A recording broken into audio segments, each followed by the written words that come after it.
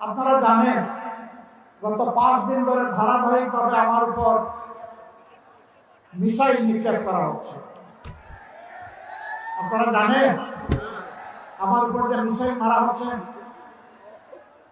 সম্পূর্ণ মিথ্যা, জালিয়াতি।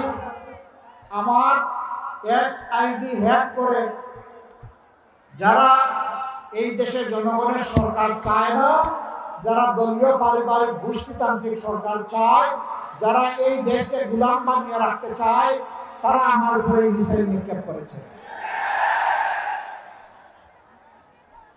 এই কাণ্ড যারা ঘটিয়েছে ইতিমধ্যে আমাদের সাইবার টিম তাদেরকে শনাক্ত করতে, নির্ভুলভাবে শনাক্ত করতে সক্ষম হয়েছে আলহামদুলিল্লাহ।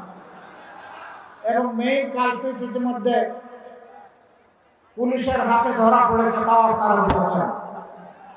কিন্তু আফসোস, একসাথে বহুদিন মজলুম ছিলাম, রাজপথে লড়াই করেছি, এই দেশবাসীর আমরা সেবা করার চেষ্টা করেছি, আমরা পরস্পরের বন্ধু ছিলাম।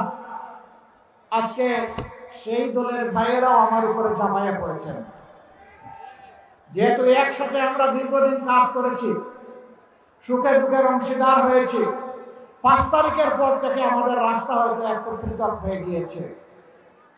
আমরা ওটা চাচ্ছি না, আমরা একটা ঐক্যবদ্ধ বাংলাদেশ চাচ্ছি।